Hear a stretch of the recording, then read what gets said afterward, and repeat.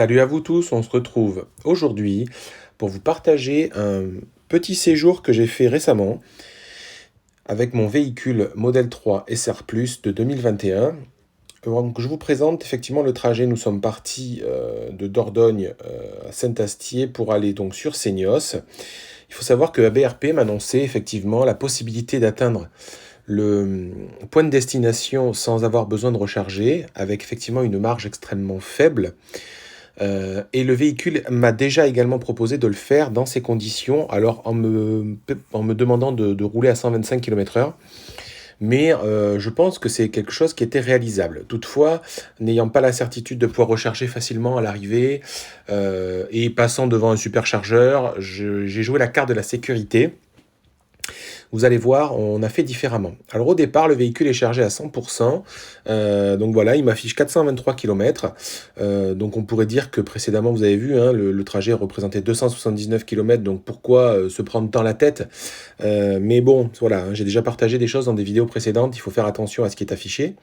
Donc on programme sur la voiture le trajet. Et donc là, dans ce cas-là, effectivement, on me demande de m'arrêter au superchargeur de l'Abouer V3 pendant 10 minutes pour atteindre ma destination avec 24%.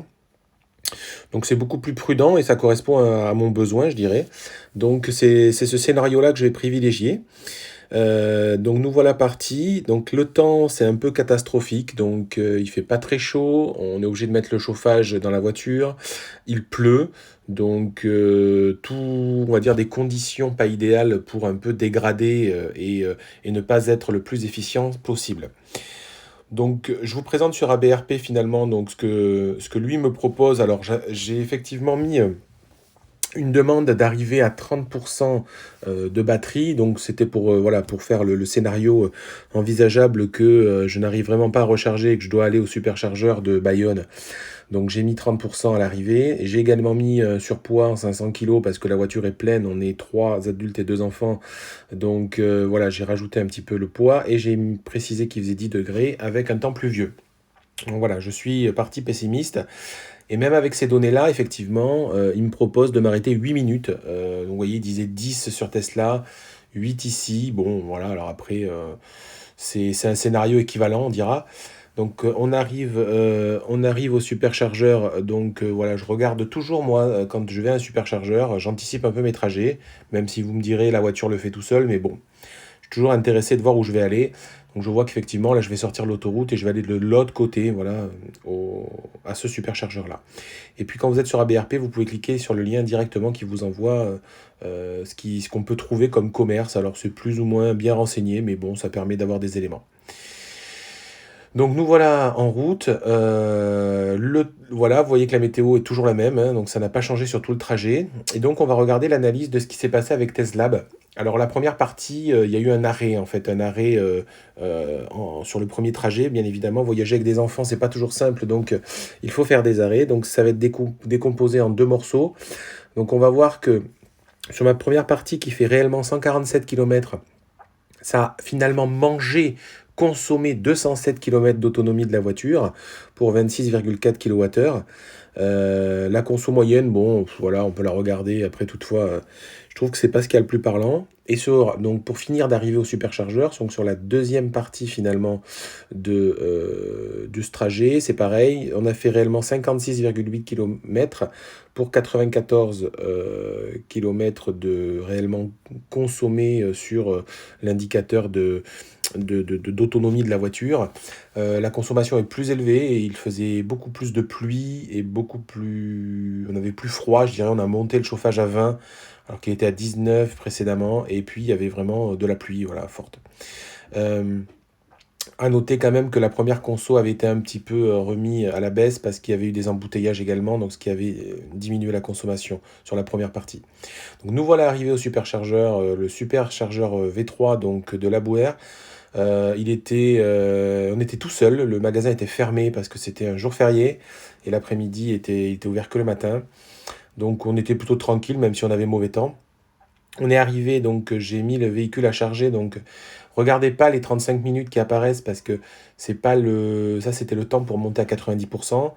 J'ai réussi malgré tout, parce qu'il restait tout de même 119 km d'autonomie sur la véhicule, donc j'étais pas très bas, mais j'ai fait une pointe très rapide à 142 kW, ce qui était plutôt sympa, franchement. Je m'attendais pas à monter autant avec ce restant d'autonomie. Et donc, si on analyse, on voit effectivement que j'ai su au total rester 22 minutes, j'ai repris 25,6 kWh en équivalence pour 201 km. Alors les 201 km, c'est l'équivalence affichée sur le compteur de la voiture. Si on regarde ma courbe de charge, bon, rien de particulier, on voit qu'effectivement, elle a très très vite diminué.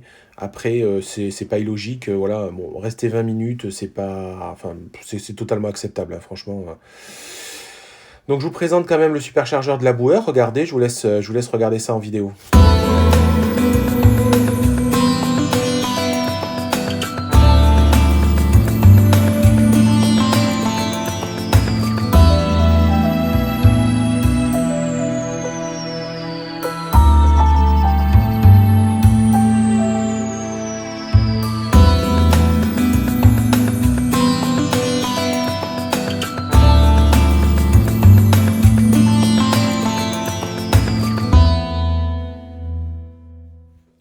Donc pour préciser, à la Bouère, c'est quand même un complexe qui est très récent.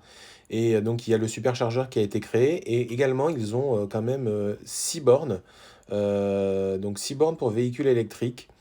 Alors j'ai pas la puissance exacte, j'ai pas été voir, mais ça doit être des. Je pense qu'on doit pouvoir monter à 11 kilos. Voilà, donc c'est quand même un complexe qui est plutôt attentif aux électromobilistes.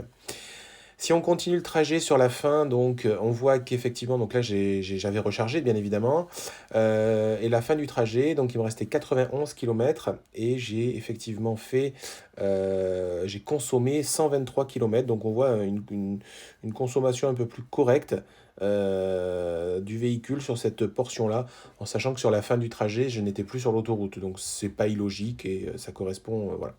Donc si on fait un résumé et qu'on fait un consolidé de tout ça, pourquoi le véhicule et pourquoi Better Route Planner me proposait finalement de faire le trajet sans recharger? Eh bien, on s'aperçoit que la consommation totale a été de 54 kWh pour un trajet réel de 295 km de route ou d'autoroute, mais il y avait principalement l'autoroute. Et l'affichage, effectivement, en consommation, je dirais, autonomie Tesla, arrive à 425 km. Donc c'est vrai qu'on a l'impression de retrouver des chiffres extrêmement proches de ce que promet une SR Plus 2021. Et c'est pour ça d'ailleurs, et pour cela que quand on compare les deux, ben, on est vraiment sur des données qui sont intéressantes à regarder à mon sens, parce que ça correspond bien à la capacité de la batterie, ça correspond bien à ce qu'on peut faire en moyenne sur autoroute, et ce que la voiture affiche au départ. Donc, en sachant qu'on avait quand même des conditions pas très favorables, que la voiture était chargée. Voilà, je pense que c'est vraiment une étude assez intéressante à examiner. Je ne l'ai pas fait exprès, hein, c'est vraiment l'endroit où j'allais. Alors, petit flash sur le retour, je n'irai pas dans tous les détails, mais il y a quand même quelque chose d'intéressant sur le retour. C'est que, au départ, ce qui se passe, c'est que j'ai un superchargeur sur Bordeaux. Et le véhicule, si je demandais à arriver avec 30% d'autonomie comme j'avais fait au départ quand j'étais arrivé sur Seignos, on me propose de m'arrêter 14 minutes sur Bordeaux. Alors c'est pas tout à fait arrangeant parce que c'est pas le bon côté de Bordeaux. Le superchargeur de Bordeaux généralement est plutôt bien utilisé. Donc moi, je me dis non, de toute manière, j'arrive à domicile, j'ai un wall connector Tesla à la maison, j'ai pas besoin d'arriver avec 30%, donc je vais modifier la programmation et je vais dire, bah, non, finalement, moi, j'ai pas besoin de ça. Moi aussi, même si j'arrive avec 5%, pas de problème, je verrai peut-être pour m'arrêter un peu plus longtemps à la borne qu'annoncé, mais ça me suffira. Et là, subitement, effectivement, ça me propose de m'arrêter encore comme à l'aller au superchargeur donc de la Boer, sauf que c'est vachement moins bien optimisé parce que je dois m'arrêter alors qu'il me reste encore 69% de batterie. Donc c'est bof, mais bon, je réfléchis, voilà, il est sur l'autoroute, ça m'évite pas, enfin ça m'évite de faire le tour de Bordeaux. Et puis finalement, donc il vous propose de vous arrêter 7 minutes. Donc là, je trouve que c'est assez optimiste parce que vous allez voir qu'en réalité, je ne me suis pas arrêté 7 minutes. Alors j'ai été effectivement plus prudent. Parce qu'arriver avec 9%, vu que la météo n'était pas du tout clémente, j'ai dit on prend pas le risque, on sait jamais ce qui peut arriver. Donc je suis resté un petit peu plus longtemps, mais c'est beaucoup plus pratique, on va dire, l'arrêt à ce superchargeur-là, avec le Leclerc Express qui est sur place. Voilà, on peut faire deux trois achats rapides. Donc voilà ce qui s'est passé au superchargeur de la Bouère. Je suis arrivé, donc je suis resté 23 minutes, donc quasiment autant de temps la dernière fois, 22 minutes. Et on voit que par contre, j'ai rechargé que moitié moins de kilomètres. J'étais à plus de 200 et là, je suis plus qu'à 107. Donc on voit que suivant la tranche voilà, quand la batterie est assez haute, mais on peut rester finalement l'équivalent de 2 fois plus de temps. euh, Au superchargeur parce que ben, la vitesse, vous verrez sur la courbe, est beaucoup plus faible. J'ai atteint tout juste les 50 kilowatts de puissance et effectivement, ben, euh, ça reflète bien pour un même temps donné, on peut avoir des fois 2 fois moins de puissance et de kilomètres de recharge. Toutefois, ça ne me posait pas problème pour moi parce que ça me permettait tout simplement bah, d'arriver à domicile. Je suis arrivé à domicile avec 19% de batterie, donc plus que les estimations précédentes qui annonçaient 9. C'est parce qu'aussi je suis resté un peu plus longtemps, mais j'ai joué on va dire, la sécurité compte tenu de tous les éléments défavorables qui jouaient sur notre trajet. J'espère que cette vidéo vous aura intéressé, vous aura donné des éléments pour, ben voilà, pour vous permettre de vous projeter si vous allez avoir bientôt une Tesla. Si vous avez des questions ou des remarques, n'hésitez pas en commentaire. Je suis toujours sur Twitter et sur Instagram. Abonnez-vous au YouTube si ce n'est pas déjà fait. Et puis n'hésitez pas à mettre un pouce bleu si effectivement la vidéo vous a plu. Je vous dis à très bientôt, bye bye.